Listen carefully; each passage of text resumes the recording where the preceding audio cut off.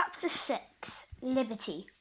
I was quite happy in my new place, and if there was one thing that I missed, it must not be thought that I was discontented. All who had to do with me were good, and I had a light, airy stable and the best of food. What more could I want? Why, liberty. For 3 years and a half of my life, I had all the liberty I could wish for. But now, week after week, month after month, and no doubt year after year, I must stand up in a stable night and day except for when I'm wanted. And then I must be just as steady and as quiet as any old horse who has worked for 20 years. I must wear straps here and straps there, a bit in my mouth and blinkers over my eyes. Now I'm not complaining, for I know it must be so. I mean only to say, for a young horse full of strength and spirits who has only been used to some large field or plain where he can fling up his head, toss up his tail, go up at full speed, and go round and back again with a snort to his companions.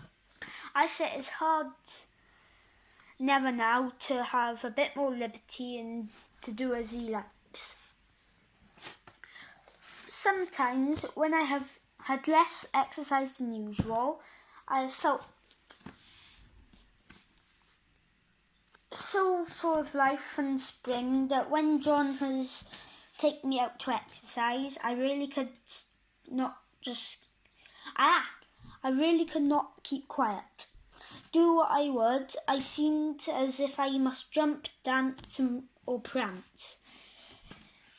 And many a good shake I know I must have given in, especially at the first, but he was always steady and patient.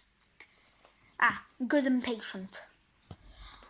Steady, steady, my boy, he would say. Wait a while, and we'll have a good swing, and soon get the tickle out of your feet. And as soon as we was out of the village, he would give me a few miles at a spanking trot, and bring me back as fresh as before, only clear as the fidgets, as he called them.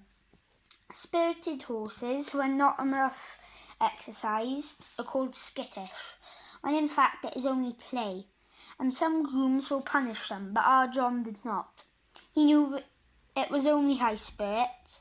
Still he had his own way of making me understand by the tone of his voice or the touch of the rein. If he was very serious and quite determined, I always knew it by his voice, and that had more power over me than anything else, for I was very fond of him. I ought to say that sometimes we had our liberty for a few hours. This used to be on fine Sundays in summertime. The carriage never went out on Sundays, because the church was not far off. It was a great treat to us, and to be turned out into the home paddock or the old orchard. The grass was so cold and soft to our feet, the air was so sweet, and the freedom to do what we liked, to gallop, lie down, roll over on our backs, or nibble the sweet grass,